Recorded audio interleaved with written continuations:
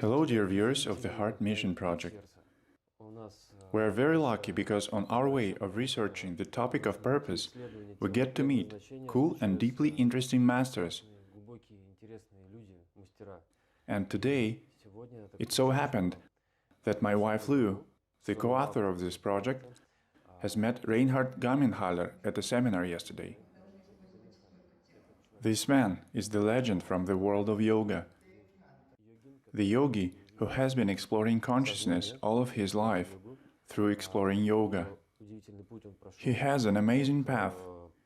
He went from the life of a simple Swiss guy who has been searching for his destiny in different ways, even through using drugs, and abandoned his former path when he met his yogi teacher.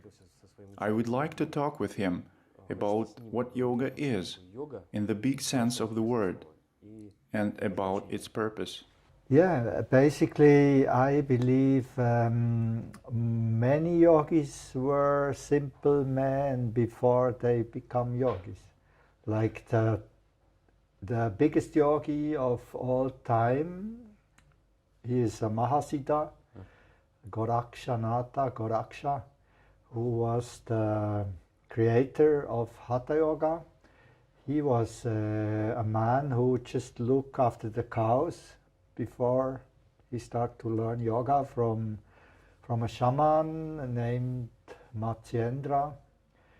And this simple man who could not even read and write, he became such a powerful yogi that we believe his spirit is always exists in this universe.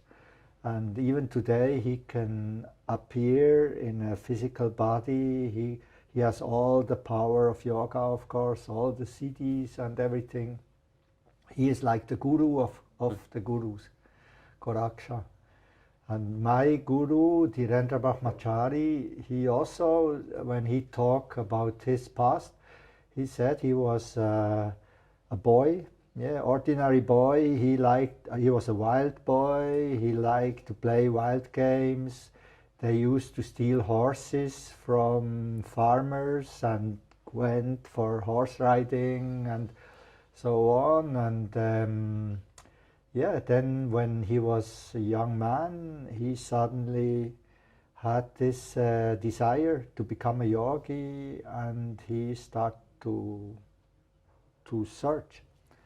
And me the same, like I believe in life of some people there is a moment when it's like when God tell you to stop, and to start something new. And this happened to me when I was 25, that God tell me to stop and to leave my old life, which was of course interesting but not good for me. And I start to look for other possibilities. How can I reach a spiritual transformation? How can I make the best of me?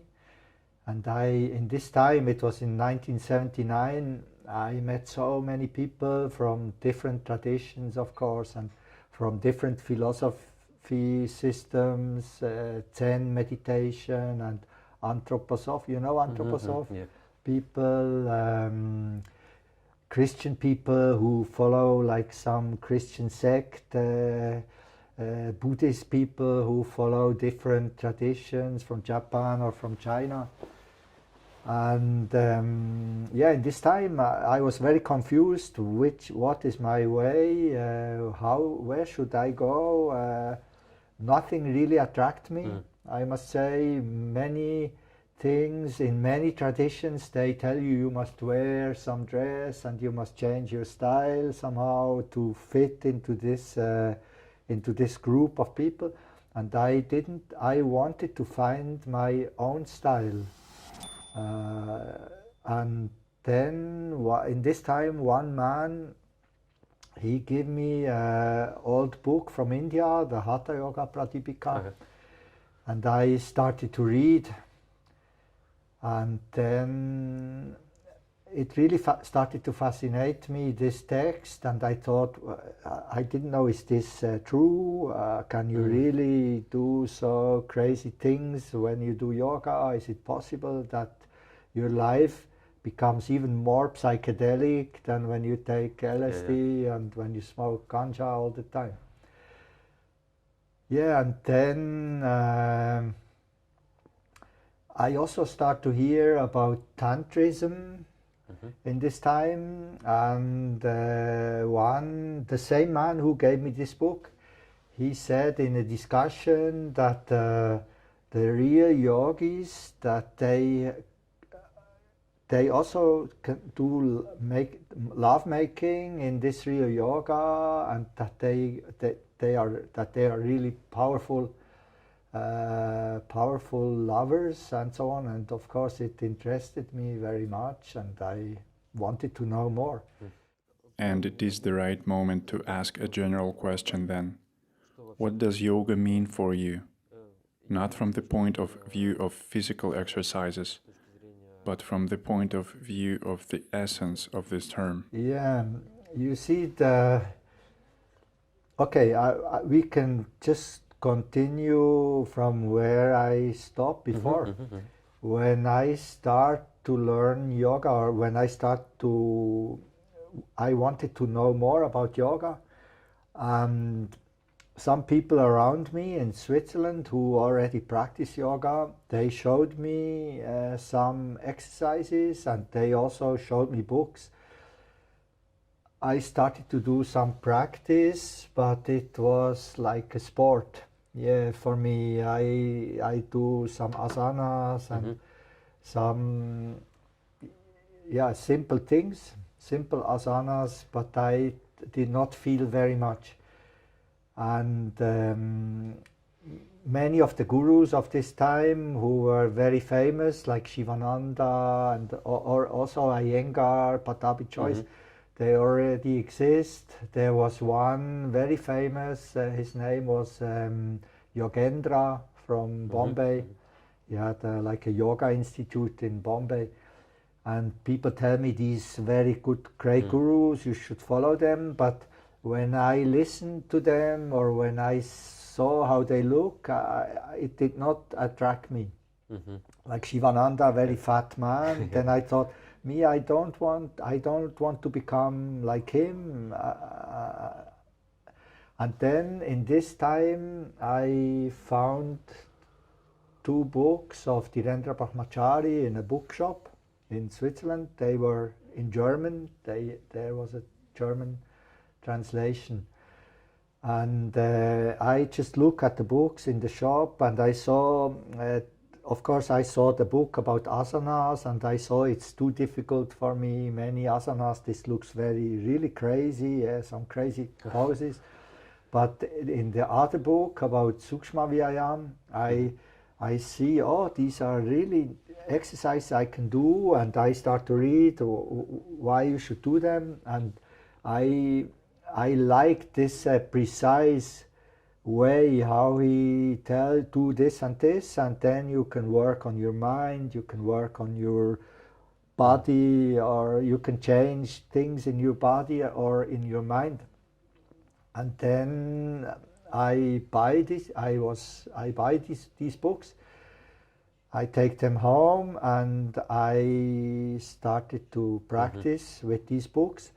And even on the first day, I had a very strong experience. I started to do these exercises, and there was one exercise. Of course, I did not expect anything. I just start, I do Bastrika and all the first exercises, and I think it's quite normal. And then there was one exercise where you inhale and then hold your breath and go back like this. And I just do it, without thinking. I inhale, I do this movement, and bam! Then it was like a drug, and suddenly I see myself in the room like flying, and I see like water around me, like water bubbles. And then I realize in my mind, hey, I'm falling. And then, boom, I come back and I could just go to the ground and I think, wow, fuck, what was that? This is really crazy. Did I make mistake or is anything wrong? And then the next day, of course, I start again.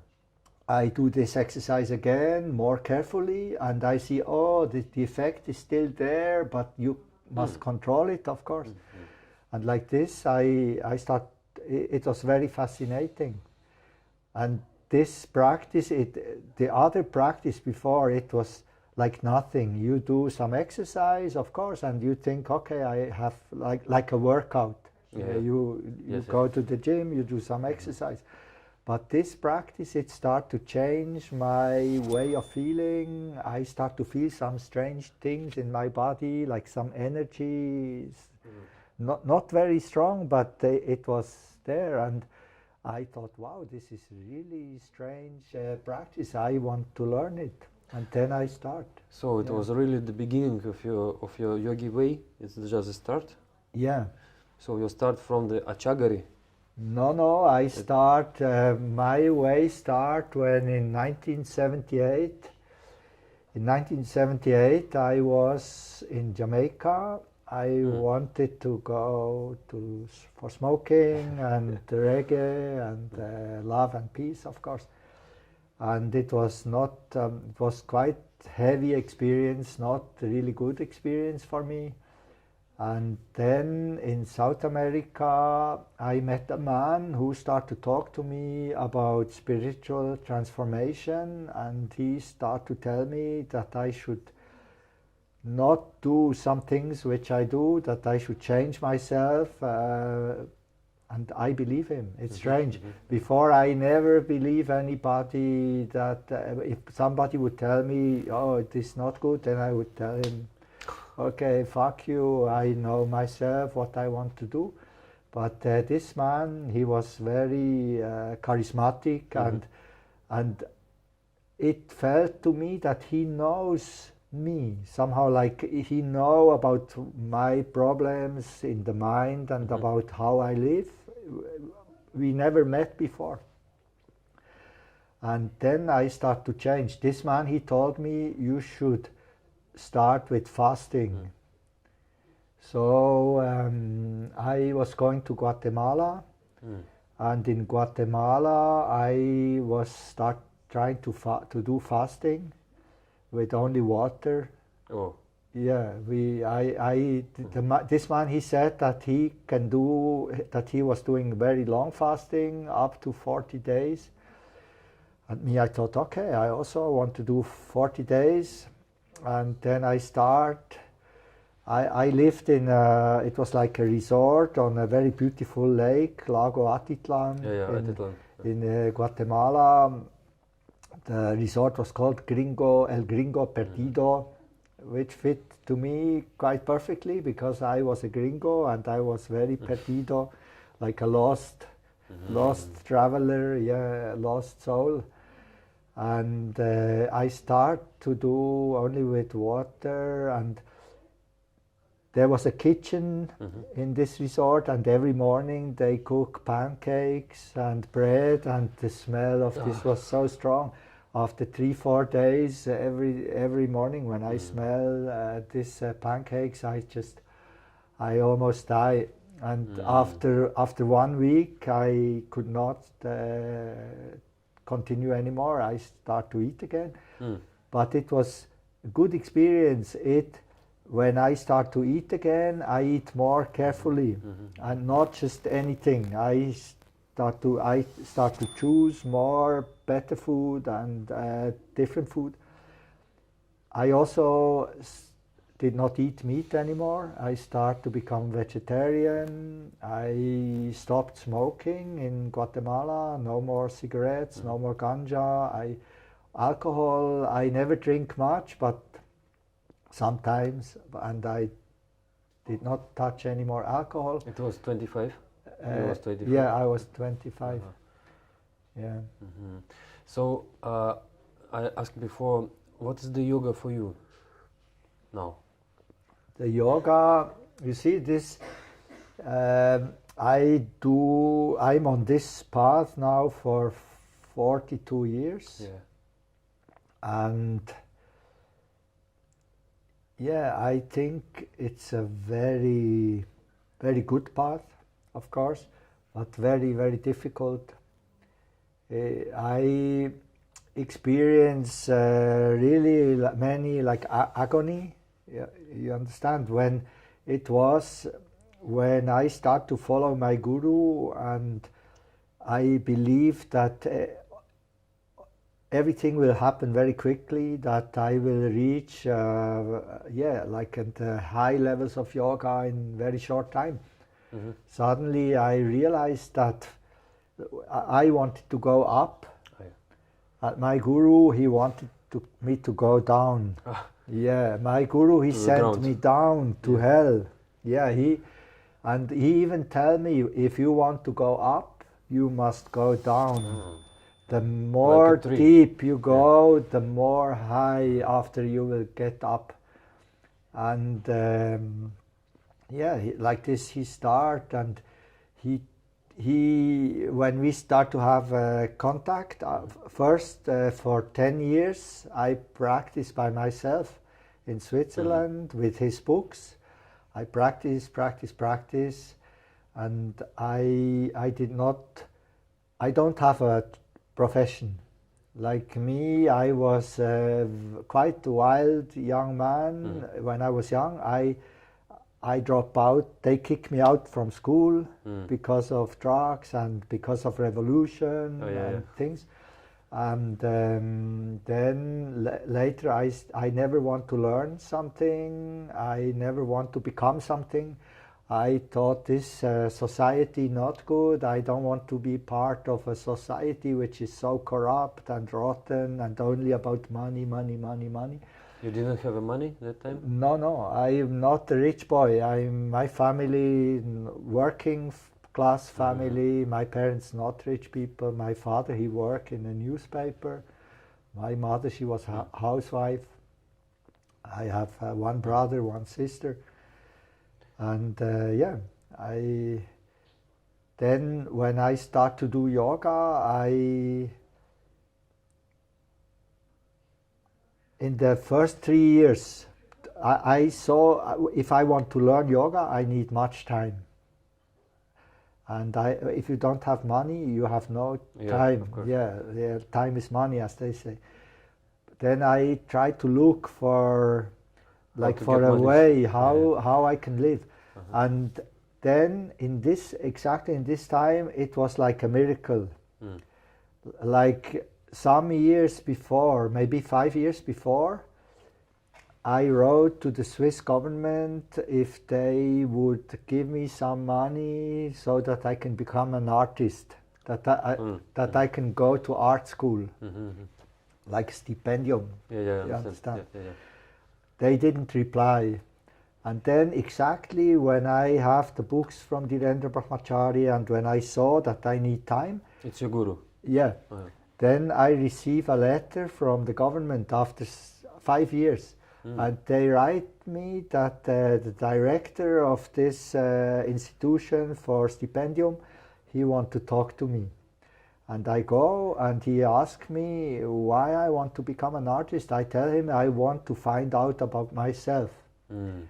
It's like to investigate myself. And he said, oh, this is very good. We give you stipendium for 1 year. And they give me every month money, which was enough for me to live. Yeah. And then with this money I live. And then I practice very much, of course. I did not go to art school. Yes. I stay at home and learn yoga and just use all time for yoga. And then I start to have dreams of my guru. My guru appear in my dreams, and it was not like a dream. It was like real. Yeah, that he started to tell me about yoga, and he said I should go to Africa to learn about the Kundalini. Wow. Africa. Yeah. Wow. And then in 1981, when the money from government almost finished, I decided to go to Africa. Mm-hmm. And I go to Morocco I had maybe about 350 euro. I go to Morocco, to Marrakesh, and in Marrakesh I saw that my money would soon finish, and I wanted to go to real Africa. Mm-hmm. So I buy, with my very last money, I buy a plane ticket from Marrakesh to Dakar in Senegal. I've come to Dakar without any money, no, not even one coin. Mm-hmm. And I travel in Africa for 1 year without money. Yeah, and I thought I always want to do what my guru wants me to do. I want to find out about Kundalini. I believe I must go to South Africa, maybe because Kundalini may be in the south. And I travel from Senegal to Mali, from Mali to Ivory Coast, then to Ghana, then to Togo. And in Togo, I was completely stuck. Yeah, no money and no, I could not cross border anymore. It was a very interesting trip. Yeah. Yeah, I sleep outside most of the time, just outside on the tree or near the road or on the beach. Did you have some problems with your health? No, not really. But of course, I didn't have toothbrush anymore. I didn't have nothing. I met 2 German people in Togo, and they say I look like Robinson Crusoe because my dress, everything was like rocks. It was just nothing. My T-shirt, only a little bit, rest of T-shirt, and my pants, not good, no shoes. And did you practice every day, all the time? I start to practice, but it was very, very difficult. People give me food. Yeah. And sometimes I also eat meat because I was too hungry. Yeah. I was too hungry. And then, this would be a very long story. I will make it short. Okay. I came back after about 1 year. I come back to Switzerland again. And in Switzerland, I really did not know which way I should go. Should I go the yoga way or the other way? And then I decided that I want to become a yogi. Can I ask, was this the moment when you understood that this is your purpose? You need to go that way? Yeah. When I came back to Switzerland, I had 2 possibilities. My old friends, they tell me, come back in the world of LSD, ganja, and rock music or reggae. Your previous life. Yeah, previous life, come back. But I felt I should not go back. And then in the spring of 1982, in the winter, it was still winter, about February, I was in my room. I had a small room, and I prayed to my guru that I want to become a yogi. And in this moment, like a miracle happened, that this first, there was a picture on the wall of my guru, which I had put on the wall. And in this picture, suddenly his eyes became like alive. And I look, of course, I was very fascinated, and then I see like a light coming from these eyes, which go into my chest, and then I fall on the ground. I faint. And after some time... It's like out of your body? No, I lose my consciousness. Yeah, I just puff. I fell, and after some time I come back. I was on the ground. I didn't know where I was first, and then I opened my eyes, and then I realized, hey, I am here. What happened? What happened to me? And then I saw that this yogi, Dhirendra Brahmachari, he stand in my room, but he was, his body like light, like shining. And I hear his voice, but he speak not in Hindi, he speak in Swiss language, and very loud. It it go in my ear as if he speak from microphone. And he just said that he will be my guru if I really want to learn. And then this disappear, and then I start to practice. And all my family and friends, they believe I'm now really crazy because I stay inside of, I had a small room, very cheap. For 3 years I work only distributing newspaper in the morning, 1 hour job. I go at 5 o'clock in the morning, I go and bring the newspaper, get some maybe 600 euro every month, and I could manage with this money. And I practice, and it was my dream to go to India. And sometimes I was not really sure if this appearance of my guru, if I'm just crazy, because too much LSD, and maybe I thought maybe you are really everybody tell me you are crazy, what you do is crazy. I only eat khichdi and nothing else, and they say, oh, what you will get sick because khichdi is not enough, you must eat good food and so on. But I stay healthy, and then in 1984, suddenly I receive a part. I didn't have books, only I had 2 books from my guru in this time. I was very poor, small money from newspapers, and I only had 1 mattress for sleeping, a small cooker for cooking, 1 plate, 1 spoon, and very simple, 2 books. And I wish that I had Geranda Samhita, Shiva Samhita, Patanjali Yoga Sutra, Bhagavad Gita, all these books I want. Main texts. Yeah. And then in 1984, suddenly the postman ring my bell, and he bring me a big packet from India, and I very surprised. And then I see that it is from Vishwayatan Yogashram in New Delhi, where my guru where my guru lived. And I thought, wow, fuck, what can be inside? And I opened the packet, and inside were all the books that I wanted. Wow. Yeah, and I was very happy. I understand this was not a hallucination, that this is really my guru. He even knows where I live, and he's my teacher. He cares about me. Can I ask? Yeah. But you have never met him alive? Not before in this. No, never before. In this time, only I also one man who had Indian shop in Bern. Sometime in this time, Dhirendra Brahmachari was quite famous in India because. Indira Gandhi liked him, and he was very popular. He was also on television in India.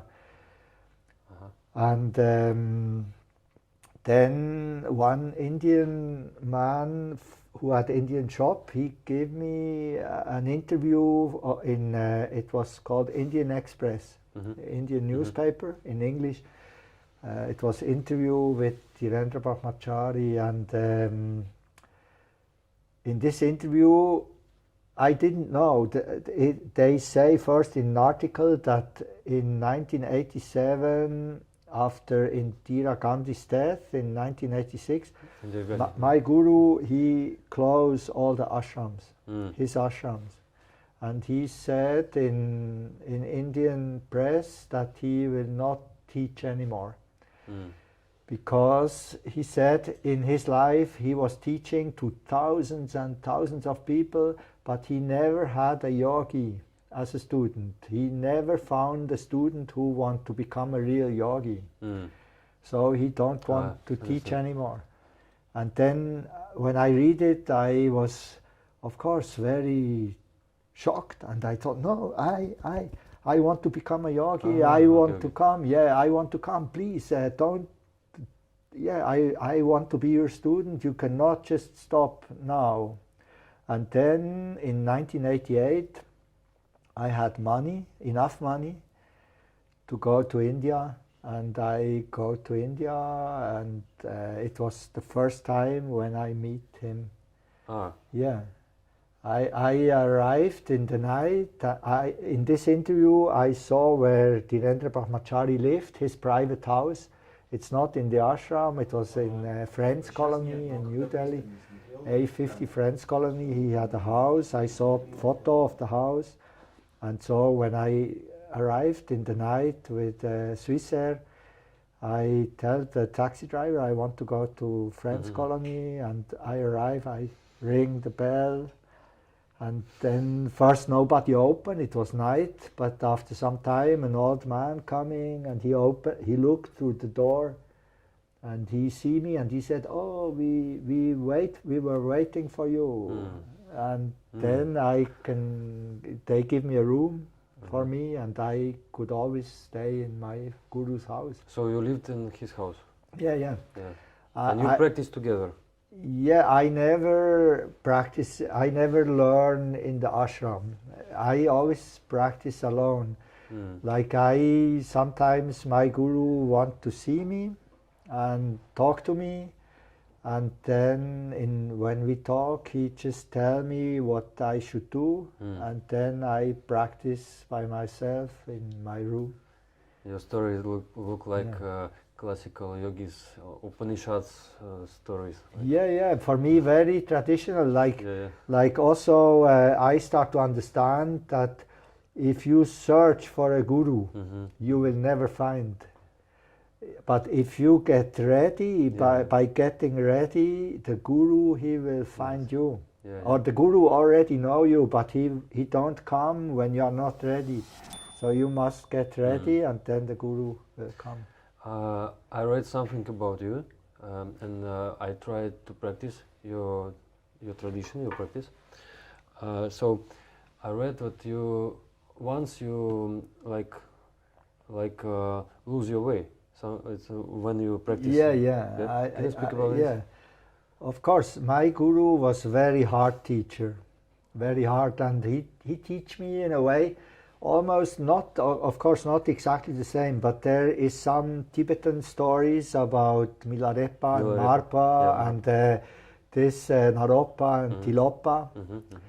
And I knew these stories, and sometimes it reminded me of my own teacher. Like I think Naropa and Tilopa. Naropa, he had to build house for his guru on the mountain, and he work and work and work, carry heavy stones, and then when the house was finished, Tilopa would say, I don't like this house, please, I want on the other hill. And so he work and work and work. And my guru, of course, he did not want a house, but he tell me, do this, and I try to do it, and when I finish it, and it was always difficult things which I should do. And when I finish it, he said, it's not good. It's not good. Do it again. Do this, do another, do something else. Do this, do this. And in 1988, when I met him, he sent me to the mountains, to Mantalai. There was a small ashram in Mantalai in Jammu and Kashmir. Yeah, it was 2,000 meter high in the mountains. And he said there I should do pranayama, the real pranayama. It's like a Kriya Yoga? No, it's like pranayama is a time when you have to do 4 times a day pranayama. 4 times? Yeah, it's a very hard period in sadhana. It lasts in the Hatha Pradipika they write it lasts about 3 to 4 months, and also for me it lasts about 4 months. My guru made like a program for me. I had to get up at 3 o'clock in the morning. 3 o'clock I have to get up, I have to go out and take ice cold bath, and then I have to warm myself with breathing exercises. It's like 2 more. Yeah. Yeah, and then I have to do asanas and mudras all morning. Of course, in between some break to make chai and to drink some tea. And then I have to practice. And at 12 o'clock at noon, I have to do 1 hour pranayama again. And then in the evening at 6 o'clock, I have to do pranayama again. And then after 11 o'clock, before midnight, I have to do pranayama again. And in between, many practice. Of course, also some like for washing clothes, for cooking. But I could only sleep 3 hours every night, only 3 hours. And this, after some time, it's really hard. You have to get used to it. Yeah, and I really try. I started in August, end of August. I practiced September, October, November. In December, already snow coming, and it was very, very cold. And my guru, in the beginning, he told me that he will come. And when I do the practice, so many questions. I had so many questions. I start to write down all my questions in a book. Yeah. Many questions, and my guru, he didn't come. And sometimes, and I thought, sometimes I thought I cannot continue. It's too hard for me. I was cold. I was no fire inside my room. My bed sheet on the bed, it was very thin. In the night I was cold. And you became angry. Yeah, I was not really angry, but I suffered. In this time I suffered. And I try my best. So many times I believe my guru is not here, so I can do what I like. He don't see me, okay, yeah. I can buy myself thick blanket in the shop in the village, and I just stay in bed 24 hours, and I don't do any more practice because it's too hard for me, and I sleep. But did you practice asanas and meditation? Yeah, everything. It was really full program. Okay. Always 4 times pranayama, 1 hour, but then in between mudras and headstand and other asana practice. And do this practice like yours? You give in your classes? Yeah, it was. Of course, Achagari also included. Achagari is also part of many pranayamas and many mudras. Yeah, and then in December, finally, my guru, he come to Mantalai. And I was very happy. I always do what he tells me. I never break this work. I do my work as good as I can. And then when he came, before I was starting, he said that after 3-4 months, I will be able to stop my breath for 3 hours or more. But in December, I was so weak. From the cold, my skin started to open everywhere on the feet. You know this? Yeah, from the cold, when the skin become very dry and start to open, and I had pain on my legs, I had pain on my feet. And then my guru came. I saw he was in his house. He had a very nice, like a tower in Mantalai, his house, very special. I saw, okay, and then first he did not even call me. I wait there for 2 days, 3 days, and he did not call me, and I see Indian people going to see him, and he start to talk to Indian people.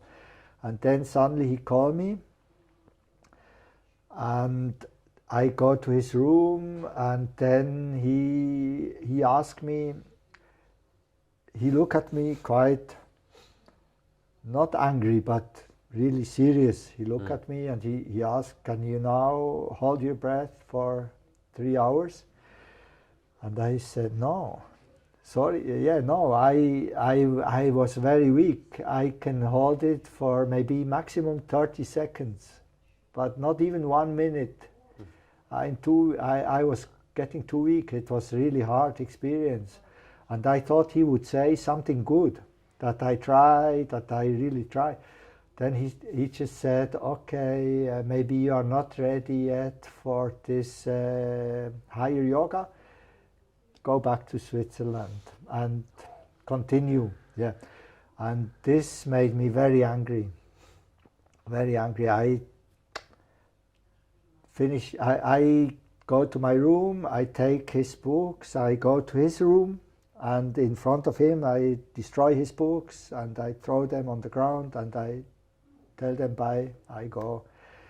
And I wanted to go back, to my old life somehow. And then in this time, of course, like some weakness, and I started to smoke hashish again.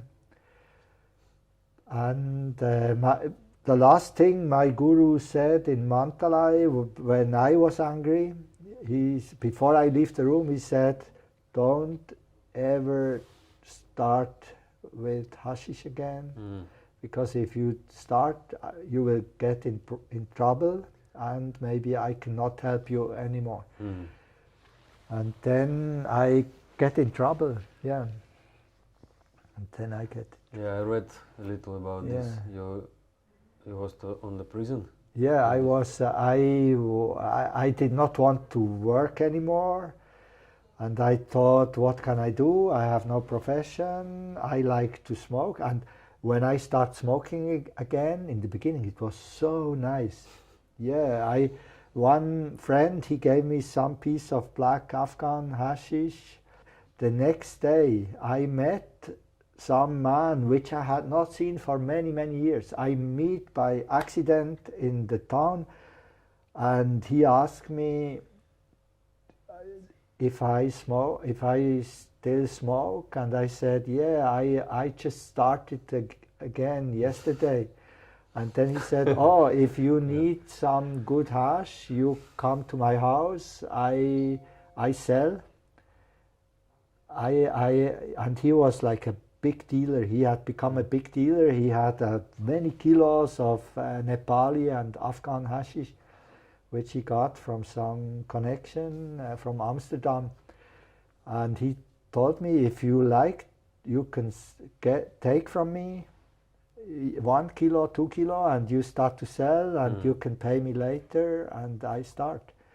And it was very easy. Of course, I could smoke, I could practice yoga. I still practice yoga. And I believe I'm like a sadhu. I smoke chilam, then I do some yoga practice, and I am free. No, I don't need to work. And then, after some months, this man who had the hashish, he was caught by the police. They put him in prison. And then I thought, what should I do now? No more connection. So maybe I should go to Afghanistan myself and bring hashish from Afghanistan, even better quality. And then I go to Pakistan, to Peshawar. In Afghanistan was war. It was one Afghan man in Bern from Afghan embassy. He told me I should not go to Afghanistan. It's too dangerous because of Mujahideen, and there was war between Taliban and Mujahideen. And then I decided to go to Peshawar. Peshawar is in Pakistan, where Osama bin Laden was hiding. And there in Peshawar I met one Sufi man who did not smoke. And when I tell him what I want, that I'm coming to buy hashish, he said it's very dangerous and I should really be very careful. And then these Sufi people, they helped me to bring hashish from Afghanistan to Peshawar. And they bring 12 kilo. And I put it in my bag.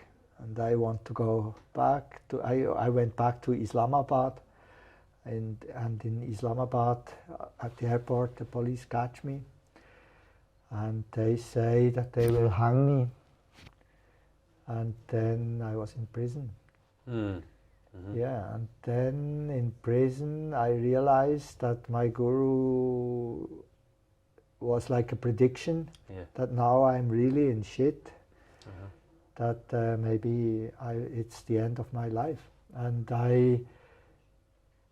in this moment when they put me in prison, I decide that that I will go fully to the yoga way again and stop, and that I will never take any more drugs, not even like pills, like aspirin So or you something. stopped everything. Yeah, in the first day in the prison, I promised to God that if you let me come out from prison, I will never in my life touch anything again. Mm. And then after 12 days, they released me. What's Yeah, happened?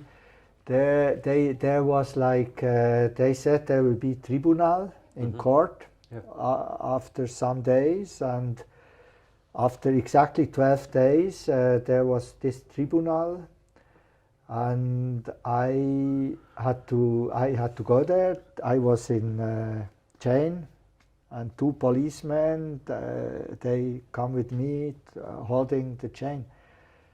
And then when we reached the court in Islamabad, they said that we have to wait outside because of some other tribunal which was inside.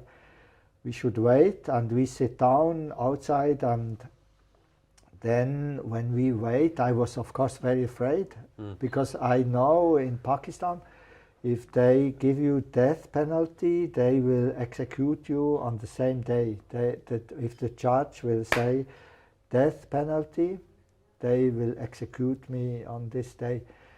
And in Pakistan, if you have more than 5 kilo, it does not matter. It can be heroin, opium, or charas, It's or like a death. hashish. It's death. Any drug, 5 kilo, more than 5 kilo is death. And then when we wait in front of the court, I saw that the policemen always look, they look somewhere.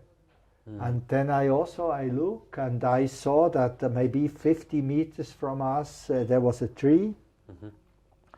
Under the tree was a group of people who stand around the man. The man was quite tall, the people were shorter. And he looked like a preacher.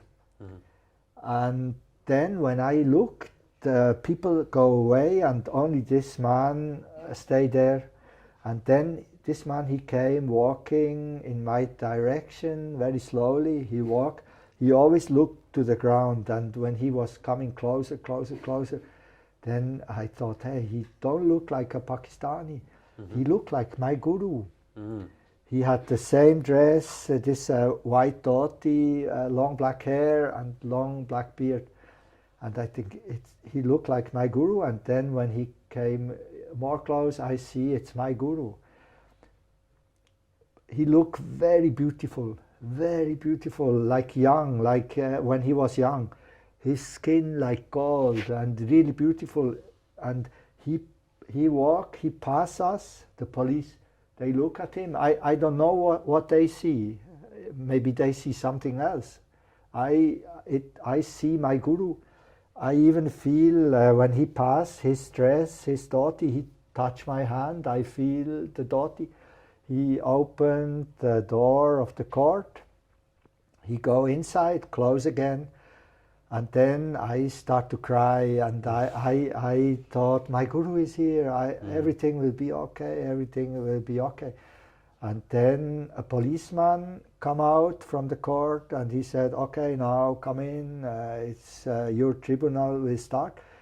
And I go inside, and I want to see if my guru is still here, but nobody, only Pakistani people. The judge was sitting. Yeah, and then the judge said I should stand up. I should tell them what I did.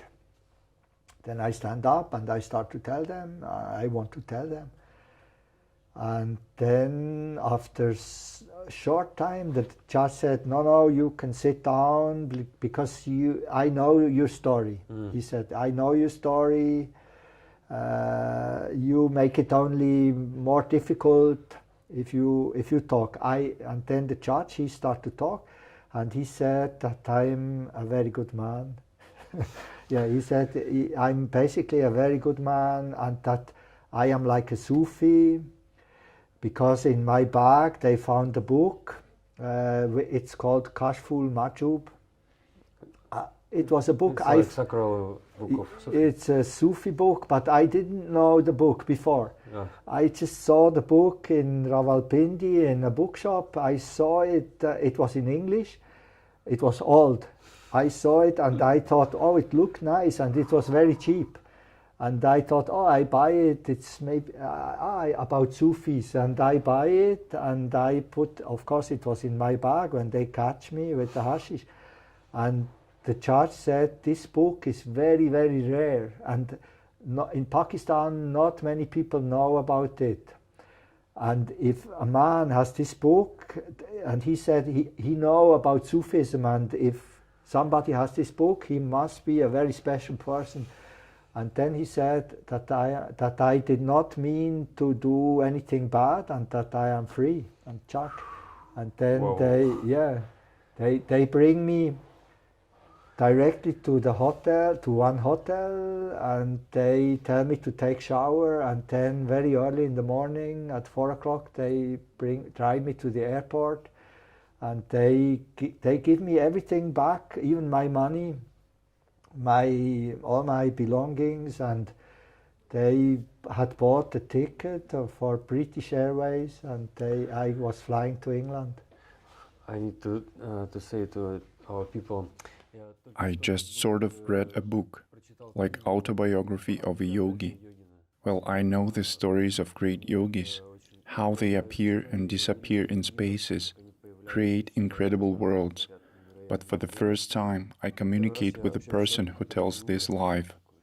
Yeah, I mean, miracles in yoga, not every day, but some miracles can happen, yeah. So, and maybe this moment is right to ask you one more time. So what is the real yoga for you? What is it?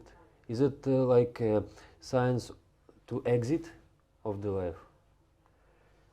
Or is it about life? No, I think yoga is about life and death. Yoga, you see, in yoga, basically it's about the union of prana and apana. Yeah. This is the aim of all practice. You practice to unite prana and apana. Yogis say that the union of prana and apana, it creates the kundalini. The kundalini, she is like a very high consciousness, which is like a guru or like a guide to find your way when you are doing yoga. And I started to understand that okay, prana is pure life. Prana is love and light, and prana is like the pure life. And apana is death. And when you unite life and death more strongly, then you start to learn about yourself. So yoga basically, when my guru told me that I should not try to go up, that I should try to go down, he wanted me to find out about death. Yeah. So, and what is the death to you? Death to me, you see, I think I mentioned this yesterday in the seminar. I have the same view like some Tibetan people, for instance, who say that we are now in Bardo. This time? Yeah, here. Right now.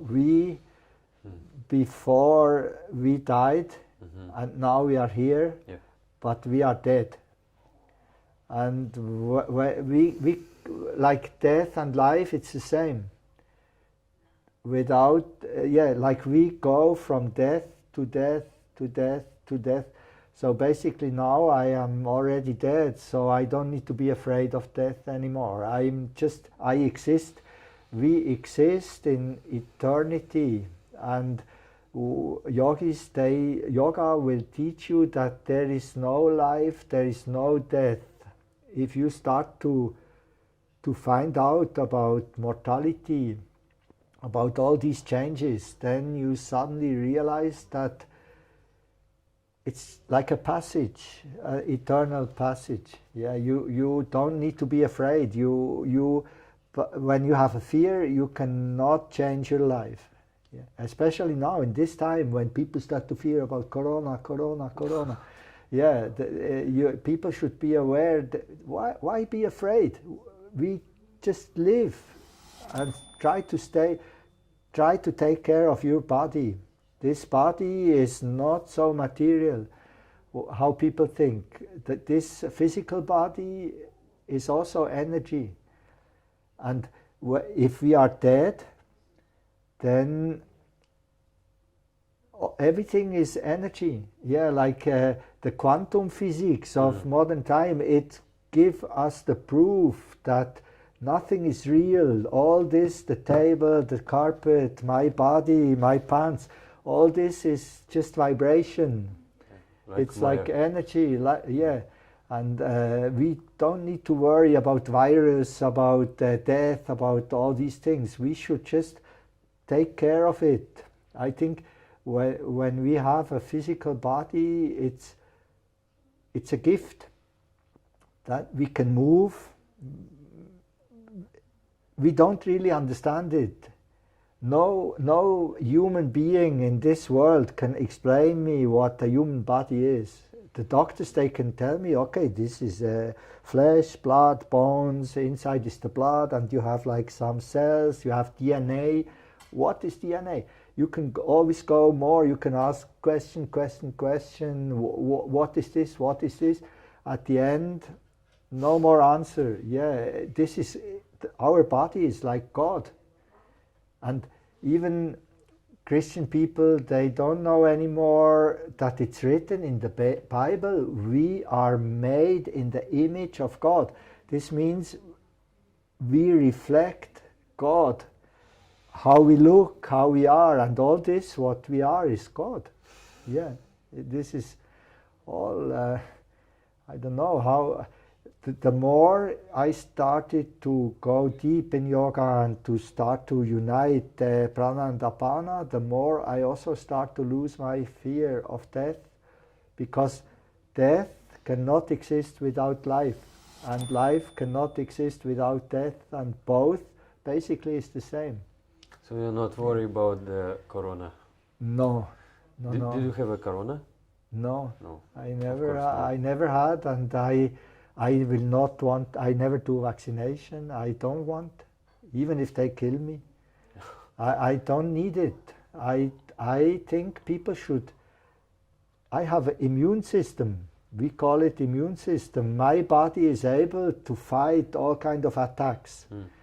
And there will be always attacks. If you vaccinate yourself now, you will become weaker. And maybe there will be a stronger virus after, and then the stronger virus will kill you. So I want my body to work by itself.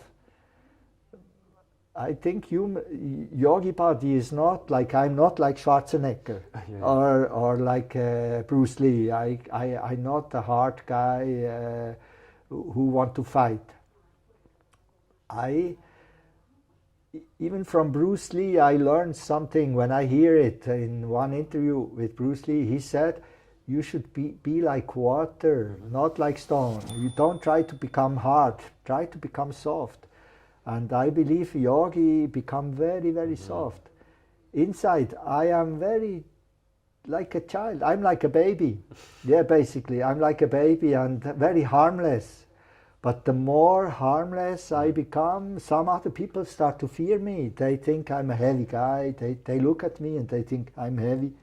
I saw this in Africa when people come, and African people really sometimes heavy. They have a lot of yeah. And then they thought maybe I can do some kung fu or something. But other people fear me because they think I'm a magic man. I can do magic because I look strange. Yeah. But I don't do magic. I don't do anything like this. I just do yoga, and I think if you become good, you don't need to fear anymore. There is this story of yogis. They live in the jungle, and they are so pure that even the tigers don't attack them anymore. Tigers, they come near them, but they don't bite them. Can you give the main key to people who is really go straight to yoga? The main key, I think the most important is that they should follow the old rules of yoga. These old rules are valid forever. They are not old. These rules were given from Shiva in the very beginning of yoga, and they will last to the end of time. About food, for instance, like yoga, it's not vegan. Not yogis should, Hatha yogis, they should drink milk, they should eat butter, they should not eat meat and eggs and fish and all this. Fish not good, eggs not good, meat of course not good. Yogi should follow these rules. You should not eat garlic, you should not eat onion, you should not eat chili and some things. You should not take drugs. No ayahuasca, no nothing. People today, they believe ayahuasca very good. Some people tell me, oh, when I take ayahuasca, I can see my path, and that my path is more clear. I can tell them now, you think you see your path, you will walk, and suddenly it will end, and you will not see nothing anymore. Because I know what happens when you use drugs. Drugs always bring you to dead-end street. Yeah, like my dead-end street was in Pakistan. What does it mean, dead-end street? Dead-end street is a street which has no exit. Like when suddenly there is a wall and you cannot go anymore. Okay, yeah. Tupik. Yeah. So people should really believe the old rules of yoga. And yoga is about sexuality. The yogi and the yogini, they should learn to control their sexuality. The yogi, he should not lose sperm.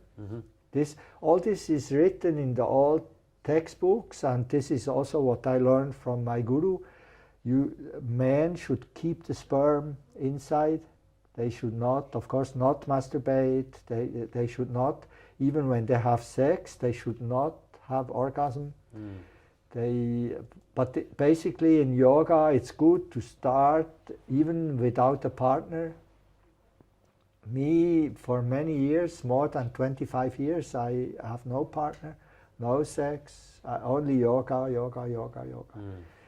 And people, if they really want to do yoga, they should believe into these old rules and not change these rules by some modern tradition. And like I know many modern yogis, they don't respect any rules anymore, like in Pangan. In Pangan, people do yoga, a lot of yoga, but they also like to fuck, they like to take drugs, and party, full moon party, and so on. I think like this you never get anywhere. Yeah. Maybe you can give a key to the people who now trying to find their way. How to understand that this way is yours? How to feel a purpose? Do you have some key? Maybe you can. I think you see, it's about. Of course, it's about instinct and intuition. It's also karma. I don't know. I think some people they will not go in the right direction, but it's their karma. You cannot. Karma is a very strong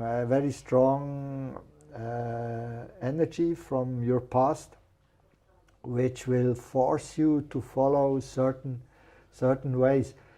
And me, in my life, I don't know exactly why in this life I met a real guru, and why I could start to do this yoga in a real way. I think what people must they must follow their feelings, and they should not be afraid. If you see, many people are afraid to make decisions in life because they are afraid to make mistakes. So basically, they never do something. They follow the others. In yoga, you should not, maybe not follow the mass yoga, like yoga for the masses. I think this maybe not the best yoga. When my guru, he was quite famous, but not Iyengar, Patabi Choice. They were much more famous in America, everywhere. Yogananda and all this with Kriya Yoga, they were much more famous. And in the beginning, many people even tell me that Dhirendra Brahmachari, nothing, don't follow him, nothing. But I feel, and when I look, I have my senses, I have my eyes, I have my ears, I have my instinct. And I just try to follow my instinct, and my instinct tell me, follow this man, he is a real yogi. And after some time, I even discovered that his name, Dhirendra, and my name, Reinhard, it's the same letters. Maybe I can see. Yeah, Reinhard, Dhirendra, it consists of the same letters. So the name, like like anagram. Dhirendra is inside of Reinhard, and in this moment I believed this is my guru. I'm not wrong. Yeah, I follow the right person. But in the beginning, I follow my heart. Okay. Yeah. And I think people should follow their feelings, not their intellect. They should not think and then listen to, go to other people and ask, hey, do you think this is good yoga? Should I follow this or should I? They should follow their own instinct. Yes. Yeah. I think now I understand why we met you, because the name of our project is like Heart Mission, way of my heart. It's like to listen to the heart. Yeah. And what is this picture to you? What is it? It's like the tattoos is okay. The tattoos. I started to tattoo in 1991. 1991. Yeah, when I start to smoke again before I go to prison. Yeah, I remember that story. Yeah. And because I was not sure whether smoking and starting this again would really be good for me. And I didn't want to lose my connection to Shiva and Kali. And then in this time I read an interview with some man, and he said that if you put a tattoo on your skin, if it is a symbol or something, the meaning of the tattoo, it will wake up inside and from the outside also, because you open your skin, so from the outside the same power will go inside, and from inside the same power will come outside. And that it will be like a connection for forever. It's like a shamanic vision. Yeah. Of this. Yeah. And that's why I wanted a tattoo. I put the Trishul and Tamaru on my left arm, and black Kali, like a black sun, on my right arm for Kali. And I believe it was good. Then I put the Kundalini, this blue Kundalini here on my abdomen. And then when I came back to India after prison, Yeah. when I came out from prison, I met my guru again in 1993 for the last time. He died in 1994. No, then I met him in 1994. Yeah, in the beginning of not long before he died, I met him one more time, and he liked my tattoos. Yeah, he liked my tattoos. The Indian people in the ashram, they didn't like it. They said, "Oh, what you did with your skin, this not good, not good. You are a yogi. Yogi should not put this on his skin." But my guru, he said that his mother, she had a tattoo here. It was from her throat down into between her breasts, something. And when he was a small boy, of course, when you are a child, the mother holds you, and he always liked this tattoo. And I could feel that he liked it.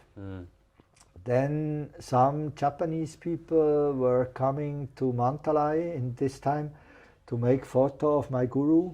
2 buses full of Japanese tourists coming, and then I saw them outside. I was in my room and I saw that my guru was outside and many Japanese people, and he stand there and they make photo. And then suddenly one Indian man called me and said that my guru said I should come. And then I should stand with my guru for photo. I had a T-shirt. And then my guru told me, take off your T-shirt, so because they should see your tattoo. And then I knew, okay, my guru really like it. And then, this was last time when I was with him. He told me that I should continue, that I should finish his book, that I should continue to do yoga, and that he would always be with me if I continue. Yeah, I see. Yeah. And then... So this book you have, which you made, it's those book? It was his plan that all these... He had 2 books, and that... and you make it together. Yeah, that all should be in one book, from Sukshma Vyayam to Mudra, Pranayama. Yeah. I see. Oh, I understand that you need to go. I'm really happy to meet you. Thank you so much, and thank you. Thank you very much, dear viewers, for your attention. Today, we talked with such an unusual and deep interculator. We thank our dear team of Heart Mission, we thank our dear operators, and we also thank organizers of this beautiful tea room at Open World Center. And we thank you very much, our dear viewers, for talking about us, liking our videos, telling about us to your friends on social networks, and for supporting us on Patreon. Thank you so much. Okay, Reinhard. thank you. Thank you. Yeah. Okay, yeah. Thank you so much. Also, friends, we will soon open an educational course on finding your path, your purpose. Perhaps it will be interesting to you.